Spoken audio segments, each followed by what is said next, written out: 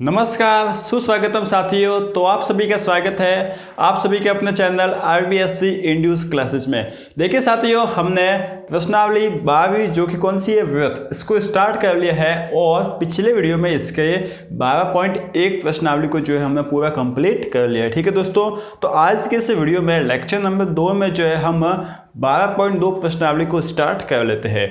लेकिन 12.2 प्रश्नावली को स्टार्ट करने से पहले हमें कुछ एक प्रमेय जो है वो पढ़नी पड़ेगी। अब वो जो प्रमेय है ना, उसको हम सिद्ध करेंगे और साथ ही साथ वो प्रमेय जो है वो हमें एग्जाम में भी पूछी जाती है कई बार। तो जो है हम उसको सिद्ध करेंगे, समझेंगे कि किस तरीके से प्रमेय है। आपके लगभग 7 से 8 प्रमेय है, उन सभी को जो है हम हल कर लेंगे। और इन सभी प्रमेय को हल करने के लिए हमें एक टॉपिक की आवश्यकता होगी, जो कि कौन सा है, सर्वांग क्षमता, जिसको मैंने अभी इस साल जो है वो करवा लिया है। आपकी डिमांड पर जो है उसको सर्वांग क्षमता को मैंने पढ़ा लिया है।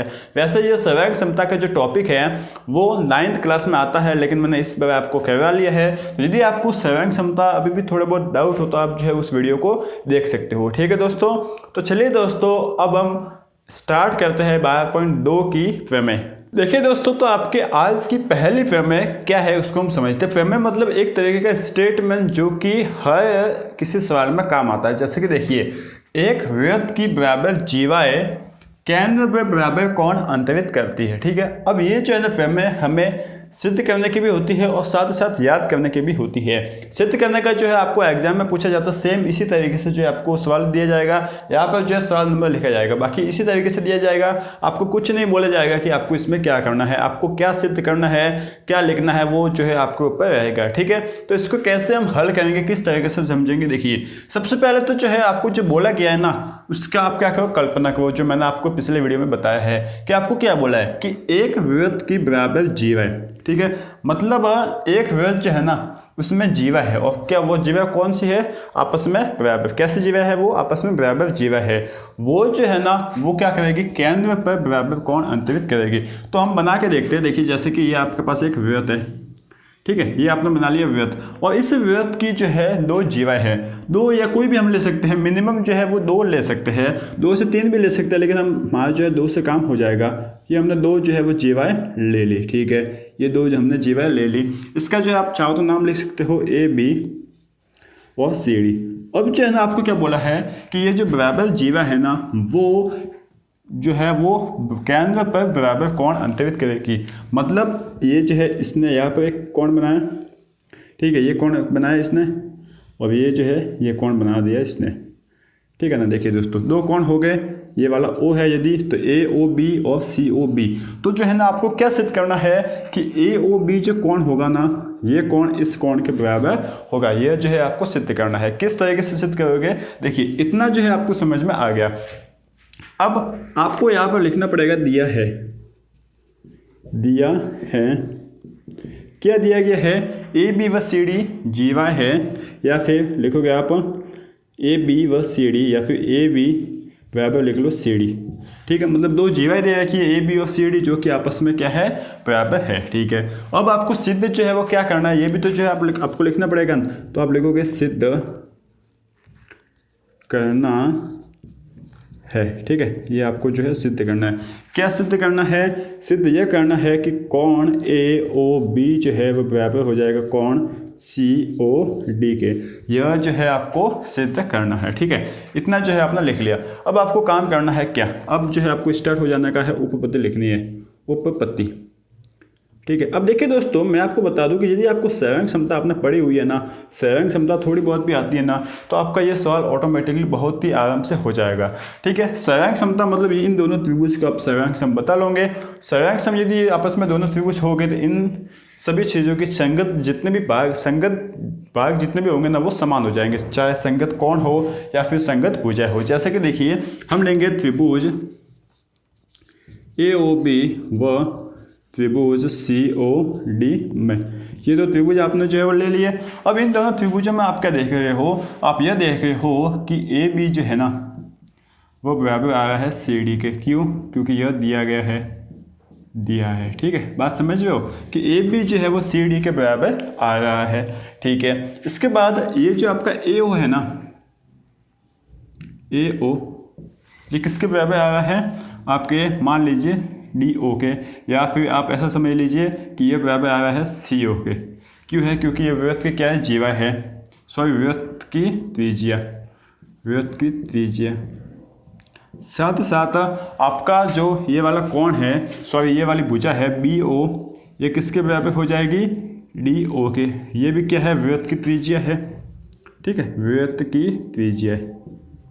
आप जो है बात को समझ रहे होंगे कि आपको जो है ना कोई भी तीन चीज़ जो है वो बराबर कर देने की होती है दो त्रिभुजों को सर्वांग बताने के लिए। तो आपने इन तीन भुजाओं को जो है ना क्या कर लिया? बराबर कर लिया। इसमें से एक भुजा जो है ये आपस में, ये वाली भुजाएं बराबर दे रखी थी, और ये सभी जो भुजा है वो आपस में क्या है? ये सभी त्रिज्य है। तो एक वृत्त की सभी त्रिज्या तो समान होती है, उनका मान दो। तो ये आपने लिख लिया। अब जो है आप लिखोगे S S S S S S सर्वांग समता नियम से ऐसे सर्वांग समता नियम से जो है वो क्या हो जाएगा? त्रिभुज ए ओ बी जो है वो सर्वांग सम हो जाएगा त्रिभुज सी ओ डी के। ये दोनों त्रिभुज जो है वो आपस में सर्वांग सम हो जाएंगे। अब ये दोनों त्रिभुज आपस में सर्वांग सम हो गए ना, इसका मतलब अब आप ये आसानी से लिख सकते हो कि कोण ए ओ बी जो है वो बराबर हो जाएगा कोण सी ओ डी के। किससे? सी पी सी टी से, ठीक है ना। यदि आपको जो है ना सर्वांग समता आ रही है ना, तो ये सवाल जो है बिल्कुल ही आसान है आपके लिए, इतना भी जो है वो आपके लिए मुश्किल नहीं है, ठीक है दोस्तों। तो यह है आपकी प्रमेय नंबर 1। इसको आप समझिए, लिखिए, बिल्कुल इजी है, आराम से हो जाएगी। बस इसको याद रखना है कि एक वृत्त की दो बराबर जीवाएं जो है ना वो केंद्र पर बराबर कोण अंतरित करेगी, ठीक है। अब हम हल करते हैं प्रमेय 2।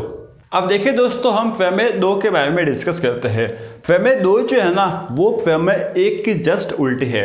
प्रमेय 1 में आपको क्या बोला गया था कि यदि किसी वृत्त में दो बराबर जीवाएं हो ना तो वो केंद्र पर बराबर कोण अंतरित करेगी। अब यहाँ पर जो है आपको क्या बोला गया कि यदि दो जीवाएं है किसी वृत्त में, ठीक है, और यदि वे जीवाएं केंद्र पर बराबर कोण बना रही है ना तो वो जीवाएं भी आपस में बराबर होगी।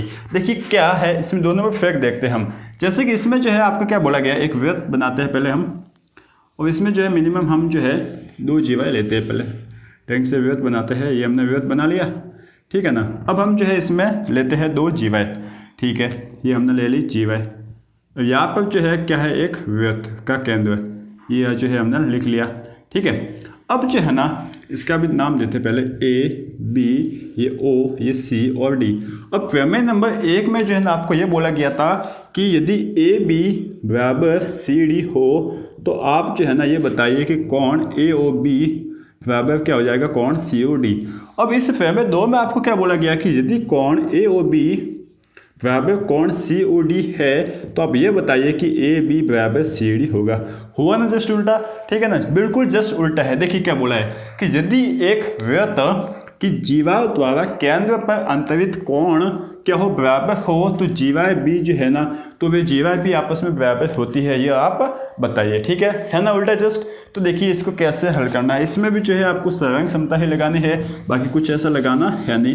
देखिए बिल्कुल ईजी सा है, सिंपल सा है, फटाफट हम करेंगे। सबसे पहले जो है आपको लिखना पड़ेगा, दिया है, क्या आपको दिया गया है, दिया है, आप लिखोगे हमें यह दिया गया है कि कोण ए ओ बी जो है वो बराबर है कोण सी ओ डी के। यह जो है हमें दिया गया है। सिद्ध हमें क्या करना है ये भी लिखना पड़ेगा, तो हम लिखेंगे सिद्ध करना है, सिद्ध करना है। क्या सिद्ध करना है, हमें यह सिद्ध करना है कि ए बी जो है वो बराबर होता है, हो जाएगा सी डी के, ठीक है। अब हम क्या काम करेंगे, उपपत्ति लिख लेंगे, उपपत्ति लिख के हम जो है अपना काम चालू कर लेंगे। और सबसे पहले लिखेंगे त्रिभुज ए ओ बी व त्रिभुज सी ओ डी में, ये दोनों त्रिभुज जो है हमने ले लिए। अब दोनों त्रिभुज हमने ले लिए तो अब जो है ना हम अपना काम स्टार्ट करते हैं। क्या करेंगे, सबसे पहले देखिए कोण ए ओ बी जो है वह बराबर होगा कोण सी ओ डी के। यह जो हमें दिया गया है हम लिखेंगे। इसके बाद आप क्या करोगे कि भुजा ए ओ जो है वो भुजा सी ओ के बराबर होगी। क्यों है, क्योंकि यह त्रिज्या है, ठीक है, क्योंकि ये दोनों त्रिज्या है ना वृत्त की, और वृत्त की त्रिज्या हमेशा आपस में समान होती है, ठीक है। साथ ही साथ जो बी ओ है ना भुजा, वो भी जो है वो डी ओ के बराबर होगी, क्योंकि यह भी जो है क्या है, त्रिज्या है। तो ये दोनों त्रिज्या आपस में बराबर हो जाएगी। तो इस तरीके से हमने तीन चीज़ कोई भी आपस में बराबर कर ली। तो अब हम बोल सकते हैं कि ए एस, ठीक है, एस भुजा, कोण भुजा सर्वांग समता नियम से, ठीक है, इस सर्वांग समता नियम से जो है ना हम क्या बोल सकते हैं, हम यह बोल सकते हैं कि आपकी आपका जो त्रिभुज ए और बी है वो सर्वांग सम है त्रिभुज सी और डी के। ये दोनों त्रिभुज जो है आपस में सर्वांग सम है। अब यदि ये दोनों त्रिभुज आपस में सर्वांग सम है ना, इसका मतलब हम क्या समझ सकते हैं कि आपकी भुजा ए बी जो है वो बराबर हो जाएगी भुजा सी डी से। किससे? सी पी सी टी से। ठीक है ना। बस ये जो है आपका सवाल हो गया। बिल्कुल ईजी सा है, छोटा सा सवाल है, आप जो है आराम से इसे कर लीजिए। ठीक है। अब हम हल करते हैं प्रमेय 3। तो अब हमारी अगली प्रमेय है प्रमेय नंबर 3। ये क्या है देखिए, आपको बोला है कि एक वृत्त के केंद्र से एक जीवा पर डाला गया लंब जो है वो क्या होगा, जीवा का समद्विभाजन करता है। आपको बोला है कि एक वृत्त है, उसके केंद्र से एक कोई जीवा है, कोई भी जीवा है, कौन सी भी जीवा हो सकती है, उस जीवा पर जो डाला गया लंब होता है ना, वो उस जीवा का समद्विभाजन करता है। सबसे पहले यह समझिए कि समद्विभाजन मतलब आधा आधा, दो बराबर भागों में बांटता है। लंब का मतलब क्या होगा कि उस जीवा पर 90 डिग्री का कोण बनेगा। ठीक है। ये कल्पना कीजिए, ये सोचिए, एक एक शब्दों को जो है आप पकड़िए। तो देखिए हमने बना लिया वृत्त, ये हमने बना लिया वृत्त। अब जो है ना यहाँ पर एक केंद्र है, वृत्त का केंद्र, इसे हम नाम दे सकते हैं ओ। ठीक है। यहाँ पर कोई भी एक जीवा है, इससे हमने नाम दे दिया ए बी, ये जो है हमने नाम दे दिया। अब हमने इस केंद्र, वृत्त के केंद्र ओ से इस जीवा ए बी पर लंब डाला, ये हमने डाल दिया लंब। ठीक है। बस ये जो है हमारा काम हो गया। अब जो है ना हमें बताना है कि यहाँ से जो है ना इसे एम नाम दे सकते हो, यहाँ से जो है वो ए एम बराबर हो जाएगा बी एम के। यही तो हमें सिद्ध करना है ना, कि सिद्ध कीजिए कि यह समद्विभाजन करता है जीवा का। ठीक है। तो ये हमें समद्विभाजन करना है। तो हम क्या लिखेंगे, सबसे पहले हमें जो दिया गया वही लिखेंगे। हम लिखेंगे दिया है। हमें क्या दिया गया है, हमें यह दिया गया है कि ओ एम जो है वो लंब है किस पर, ए बी पर। ठीक है। मतलब इसका मतलब क्या हो गया कि ओ से, ठीक है, मतलब ओ मतलब क्या, वृत्त के केंद्र से जीवा ए बी पर एक लंब खींचा गया है। इसका सिंपल सा मतलब ये हो गया। ठीक है। अब हमें सिद्ध जो है वो क्या करना है, सिद्ध करना है। सिद्ध भी तो जो है करना है ना, तो हमें सिद्ध क्या करना है, हमें सिद्ध यह करना है कि ए एम जो है वो बी एम के बराबर होगा। ठीक है। अब इसके लिए जो है हमें एक काम करना पड़ेगा, एक रचना करनी पड़ेगी। हम लिखेंगे रचना। रचना में जो है हमें क्या करना, कुछ नहीं करना, इस ओ और ए को मिला लीजिए और ओ और बी को मिला लीजिए। ये हमने मिला लिया। तो हम लिखेंगे ओ को ए व बी से मिलाया। ठीक है। ये हमने जो है वो मिला लिया। ठीक है। इतना जो है हमारा काम हो गया। अब जो है ना हम आ जाएंगे हमारे उपपत्ति में। हम लिखेंगे उपपत्ति। ठीक है। उपपत्ति लिखेंगे और जो है अपना काम करना स्टार्ट कर देंगे। देखिए क्या करेंगे हम, सबसे पहले जो है ना हम लिखेंगे त्रिभुज किसमें, ए एम ओ व त्रिभुज बी एम ओ में। इन दोनों त्रिभुजों में हम जा रहे हैं और हम जाकर देखते हैं कि क्या हो जाएगा। सिंपल सी बात है कि आपका ए ओ जो है ना वो बराबर हो जाएगा बी ओ के। क्यों? क्योंकि वृत्त की त्रिज्याएं है। ठीक है। साथ ही साथ क्या हो जाएगा कि आपका ओ एम जो है ना वो बराबर हो जाएगा ओ एम के। क्यों हो जाएगा? क्योंकि ये दोनों में उभयनिष्ठ भुजा है। मतलब ओ एम जो भुजा है ना वो इस वाले त्रिभुज में भी आ रही है और इस वाले त्रिभुज में भी आ रही है। इसका मतलब यह जो है वो उभयनिष्ठ क्या है, भुजा है। ठीक है। ये हमने लिख लिया।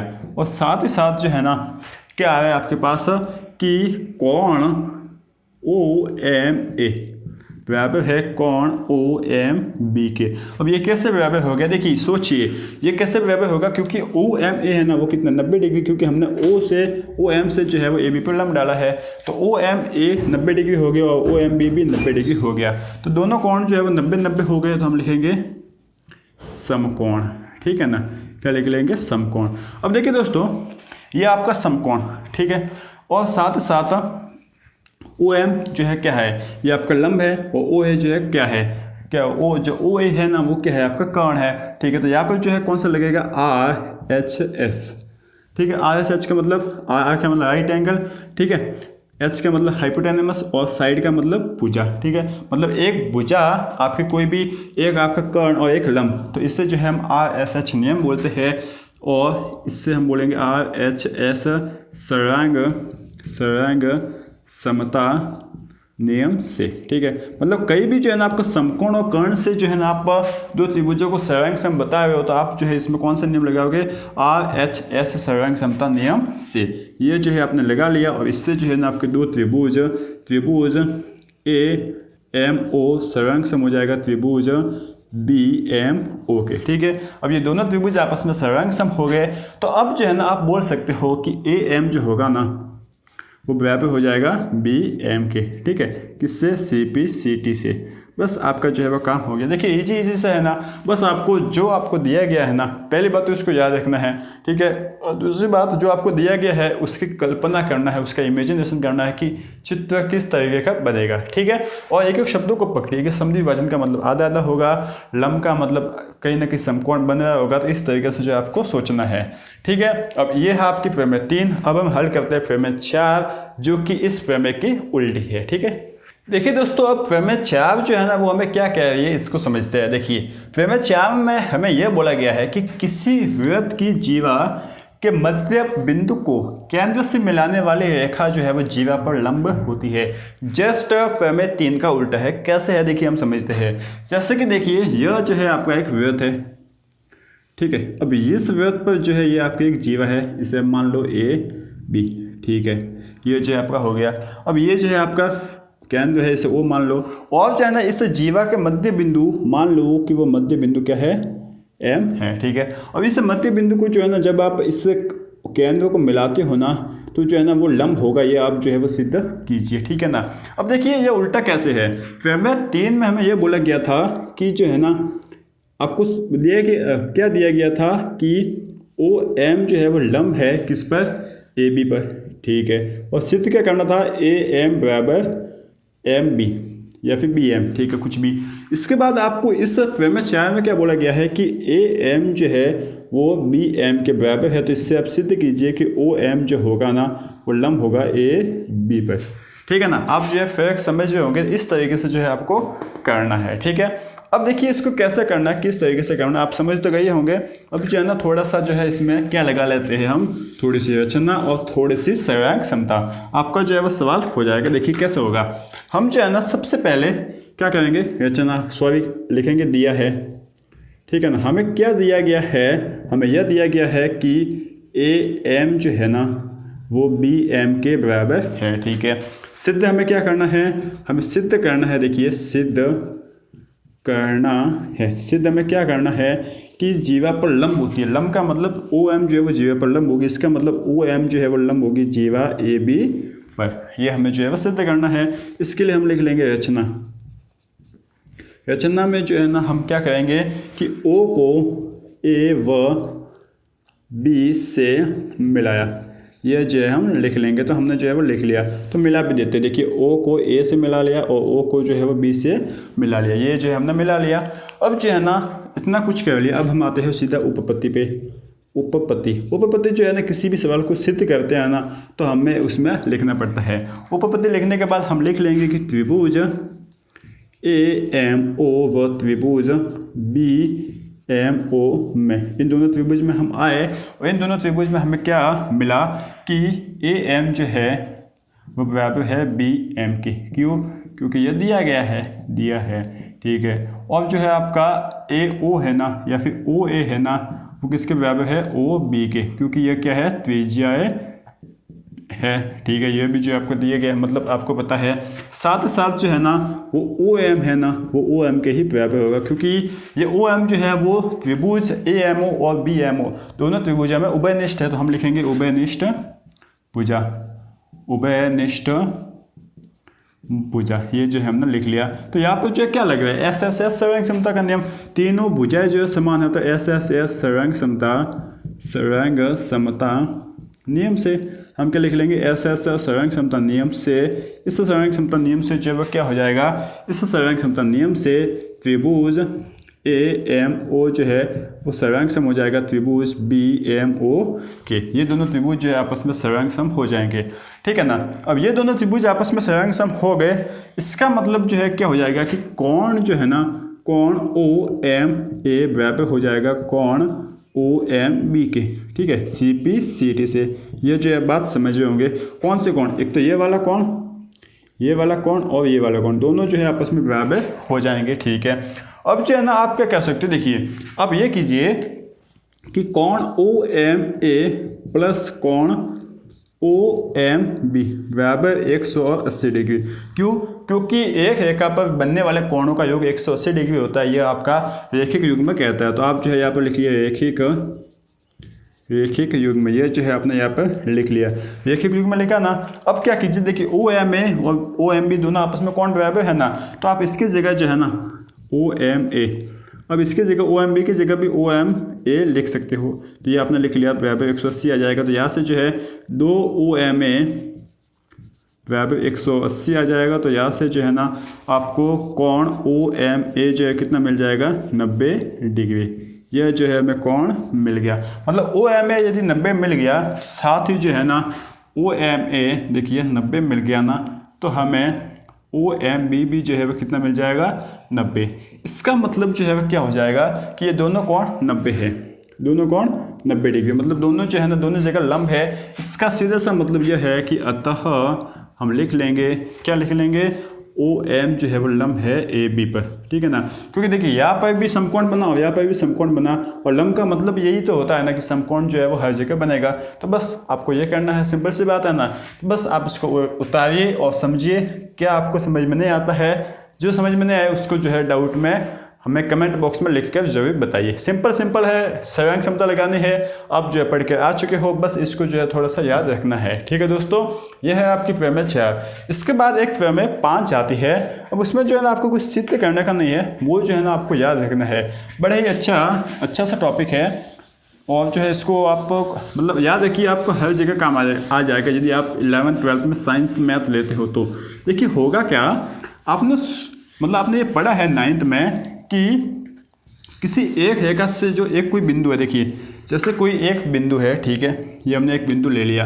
अब इस बिंदु से जो है हम कितने रेखा बना सकते हैं, अनंत, बहुत सारी जो है रेखा बना सकते हैं जो इस बिंदु से जाएगी। देखिए अनंत रेखाएं जो है हम बना सकते हैं, ठीक है। दो बिंदु है, उन दो बिंदु से हम कितनी रेखा बना सकते हैं, बना कर देखिए। उन दो बिंदु से हम सिर्फ और सिर्फ एक ही रेखा बना सकते हैं, दूसरी कोई भी रेखा जो हम बना नहीं सकते इन दो बिंदु से। ऐसी कोई दूसरी रेखा नहीं होगी जो इन दो बिंदु से जाएगी, सिर्फ एक ही रेखा होगी, ठीक है। कहने का मतलब यह है कि दो बिंदु से हम सिर्फ एक ही रेखा बना सकते हैं और एक बिंदु से हम अनंत रेखा बना सकते हैं। तो हम इसी तरीके का जो है ना सवाल हम लगाते हैं वृत्त में कि एक बिंदु से कितने वृत्त बनाए जा सकते हैं। यह जो है सेम कंसेप्ट यहाँ पर लगाते हैं कि एक बिंदु अपना लिया, इस एक बिंदु से कितने वृत्त हम बनाएंगे। एक बिंदु से जो है हम बहुत सारे वृत्त बना सकते हैं, देखिए बहुत सारे, आप चाहो जितने, बहुत सारे जो है वृत्त जो है आप बना सकते हो, अनंत, मतलब आप जिसको गिन भी नहीं सकते।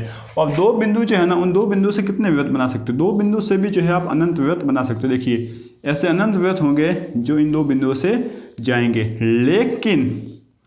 लेकिन आप तीन बिंदु, कोई भी ऐसे तीन बिंदु जो आपस में संरेख नहीं है, संरेख का मतलब देखिए, संरेख का मतलब होता है एक ही रेखा में, तो ऐसे कोई भी तीन बिंदु जो एक ही रेखा में नहीं हो, अलग अलग रेखा में होने चाहिए।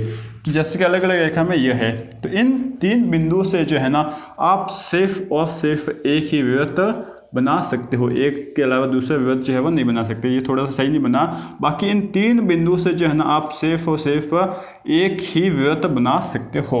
तो यहाँ पर प्रमेय नंबर 5 यही है कि किन्हीं तीन असंरेख, यहाँ पर एक आप बात याद रखना, असंरेख का मतलब, असंरेख का मतलब ये तीनों बिंदु जो है ना वो एक ही लाइन पर नहीं होंगे। तीन संरेख बिंदु से आप जो है वो ये वृत्त बना नहीं सकते, लेकिन तीन असंरेख बिंदुओं से जो है आप सिर्फ और सिर्फ एक ही वृत्त बना सकते हो। ये जो है आपको हर जगह काम आएगा, इसको आप याद रखना। क्या याद रखोगे, तीन असंरेख बिंदुओं से आप सिर्फ और सिर्फ एक ही वृत्त बना सकते हो, ठीक है दोस्तों। यह है आपकी प्रमेय नंबर 5वीं। अब आपकी दो प्रमेय बाकी रह गई है, प्रमेय नंबर 6वीं और प्रमेय नंबर 7वीं। इनको भी जो है अब हम हल कर लेते हैं। अब देखिए साथियों, हम प्रमेय नंबर 6 को डिस्कस करते हैं। देखिए प्रमेय नंबर 6 में जो है ना हमें क्या बोला, देखिए वृत्त की समान जीवाएं केंद्र से समदूरस्थ होती है। आपको बोला है कि वृत्त की जीवा है वो कौन सी है, कैसी है, समान है, आपस में जितनी भी जीवा बनेगी वो समान है, ठीक है। और वे समान जीवाएं जो है वो केंद्र से समदूरस्थ होती है, ये आप हमें बताइए। देखिए क्या बोला है, हम इसको डायग्राम से समझते हैं। जैसा कि ये आपको एक बोल दिया गया है वृत्त, ठीक है ना, ये आपको वृत्त दिया गया है। अब आपको बोला है कि इस वृत्त की दो जीवाएं है, ये जो है आपने दो जीवाएं ले ली, ठीक है। इसका आप नाम ले लीजिए, एक है ए बी और एक है आपका सी डी, ठीक है, और ये है आपका केंद्र ओ।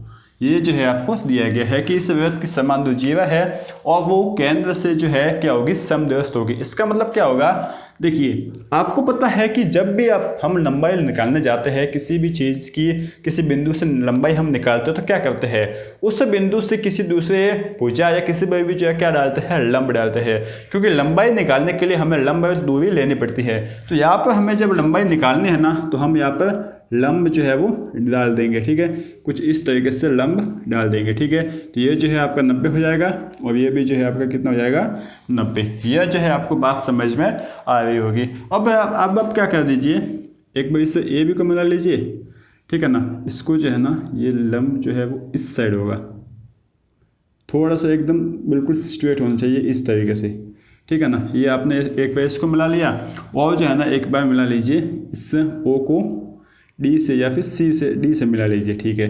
ये आपने डी से मिला लिया। ये जो है आपको बात समझ में आ रही होगी। ये जो हमने रचना की है इसको जो है आप एक बार के लिए भूल जाइए, इससे आप कंफ्यूज ना होइए। ये तो जो रचना हम बाद में करेंगे, इसको आप भूल जाइए। अब देखिए हमें क्या दिया गया है, हमें यह दिया गया है कि एक वृत्त कि जीवा है ए बी और सी डी, ये आपस में समान है। और यदि ये आपस में समान है ना, तो ये वृत्त के केंद्र ओ से जो है वो समान दूरी पर होगी। इसका मतलब ये हमारा यदि ओ एम है तो ओ एम और ओ एन की जो दूरी है वो समान होगी, ठीक है। तो हम लिखते हैं, देखिए हम लिखेंगे दिया है हमें जो है वह क्या दिया गया है, हमें यह दिया गया है कि ए बी जो है ना वो किसके सी डी के बराबर है, ठीक है। साथ ही साथ हमें यह सिद्ध क्या करना है, ये भी लिखना पड़ेगा। तो हमें सिद्ध क्या करना है, देखिए सिद्ध करना है, ये भी लिखेंगे। तो इसमें जो है हम क्या लिखेंगे कि जो ओ एम होगा वो ओ एन के बराबर हो जाएगा, ये हमें सिद्ध करना है। अब हम लिख लेंगे रचना जो हमें लिखनी पड़ेगी। आप चाहो तो किसी को भी मिलाओ, लेकिन आमने सामने वालों को मिलाओगे ना तो ज़्यादा बेटर रहेगा। तो हमने क्या किया, ओ को ए व डी से मिलाया, ये जो हमने लिख लिया। अब हम आ जाते हैं कहाँ पर, आ जाते हैं उपपत्ति पर, ठीक है। ये हमने लिख ली उपपत्ति। अब देखिए उपपत्ति हमारा हो गया। अब उपपत्ति करने के बाद जो है ना हम एक बात समझते हैं कि ए एम जो है ना वो किसके बराबर हो जाएगा, बी एम के। इसको आप समझे क्यों होगा, यह क्यों होगा, क्योंकि आपने पढ़ के रखा है या पढ़ के आए हो कि किसी वृत्त के केंद्र से जीवा पर डाला गया लंब जो है वो उस जीवा को समद्विभाजित करता है। ये पढ़ के आए हो, अभी ये आपने पढ़ा है इसी वीडियो में। तो यह जो है आपका हो जाएगा। ठीक इसी तरीके से जो है वो सी एन बराबर हो जाएगा डी एन के। यह जो है आप अच्छे से समझते हो, ठीक है। अब आपको पता है कि ए बी जो है वो क्या होगा, ए बी हो जाएगा A M plus B M, ठीक है। अब A M plus B M की जगह आप क्या लिख लोगे, वापस ए एम लिख सकते हो क्योंकि दोनों आपस में बराबर है। तो ये आपने लिख लिया, तो यहाँ से जो है ना 2am मिल जाएगा, ये आपका ए बी हो जाएगा और ये भी ए बी, ठीक है। तो ए बी किसके बराबर हो जाएगा, 2am के, ये आपने लिख लिया। ठीक इसी तरीके से जो है ना आप सी डी को जो है क्या लिख सकते हो, C N plus D N, ये आप लिख सकते हो, ठीक है। अब जो है ना आप सी एन को क्या लिख सकते हो, डी एन लिख सकते हो ना, क्योंकि दोनों बराबर है। तो ये आपने लिख लिया D N plus D N, ठीक है। तो सी डी बराबर D N plus D N, तो सी डी बराबर 2 इंटू डी एन आ जाएगा, ठीक है। तो अब देखिए इतना जो है आपने समझ लिया। तो समीकरण इसको 2 नाम दे दीजिए, इसको 1 नाम दे दीजिए, ठीक है। अब जो है ना हम क्या लिखेंगे, या फिर इसको नाम नहीं देना समीकरण, ऐसे याद रखिए। अब हमें पता है कि चूँकि ए बी बराबर है सी डी के, अब ये दोनों बराबर है, ये हमें दे रखा है, तो आप लिखोगे दिया है। इतना हम झंझट में क्यों कर रहे हैं, क्योंकि अभी आप समझ जाओगे आगे। ये जो है हमें दिया है ए बी बराबर सी डी, ए बी क्या आ गया हमारे पास 2 इंटू ए एम, ठीक है, बराबर सी डी क्या आ गया, सी डी आप अब हमारे पास आ गया 2 इंटू डी एन, ठीक है। 2 से 2 काट लो तो हमें क्या मिल जाएगा, ए एम बराबर डी एन। यह जो है हमें मिल गया। अब इसका जो है हमें काम आएगा, इसका उपयोग आएगा, कहाँ पर उपयोग आएगा देखिए। अब आप लिखिए त्रिभुज ए एम ओ व त्रिभुज डी एन ओ में, ठीक है ना। अब ये आपने लिखा यहाँ पर। अब इन दोनों त्रिभुजों को आपको सर्वांग सम बताना है। कैसे बताओगे, देखिए सबसे पहला काम तो आप यही बता दो कि कौन ओ एम ए जो है वो कौन ओ एन डी के बराबर है। क्यों? क्योंकि यह समकोण है। ठीक है। दूसरी बात जो है ना, आप ये बता सकते हो कि जो ए ओ है ना वो किसके बराबर है? डी ओ के। क्यों? क्योंकि यह त्रिज्याएं, वृत्त की त्रिज्या जो होती है वो आपस में समान होती है। देखिए ए ओ डी ओ के बराबर है, तो ये वृत्त की त्रिज्या आपस में समान हो जाएगी। अब आपको बताना, अब जो है ना आप दो चीज़ तो आपस में बराबर जो है बता दी, अब तीसरी चीज़ आपस में बराबर कैसे बताओगे? तो इसके लिए आपने ये सभी झंझट मारी की है और इससे जो है आपने ये निकाल लिया कि ए एम बराबर डी एम, ए एम बराबर डी एन। ठीक है। तो अब आप लिखोगे ए एम बराबर डी एन। ठीक है। हम क्या लिखेंगे? सिद्ध किया है, सिद्ध किया है, ये आप लिख लीजिए। तो यहाँ से जो है ना आपको क्या मिल गया? आपको यहाँ से मिल गया आर एच एस सर्वांग समता नियम से, आर एच सर्वांग समता नियम से जो है ना आपका त्रिभुज ए एम ओ वो सर्वांग सम हो जाएगा त्रिभुज डी एन ओ के। दोनों त्रिभुज आपस में सर्वांग सम हो जाएंगे और यदि दोनों त्रिभुज आपस में सर्वांग सम हो गए ना तो अब जो है आप और आराम से बोल सकते हो कि ओ एन जो है ना, ओ एम जो है वो ओ एन के बराबर है। किससे? सी पी सी टी से। बस ये जो है आपका काम हो गया। ठीक है। तो यह है आपकी प्रमेय नंबर 6। आपको कोई डाउट हो तो एक बार आप समझिए, कोई डाउट हो तो आप कमेंट बॉक्स में लिख कर हमें जरूर बताइए और यदि समझ में आ गया है तब भी आप यस लिख कर कमेंट बॉक्स में हमें जरूर बताइए। ठीक है।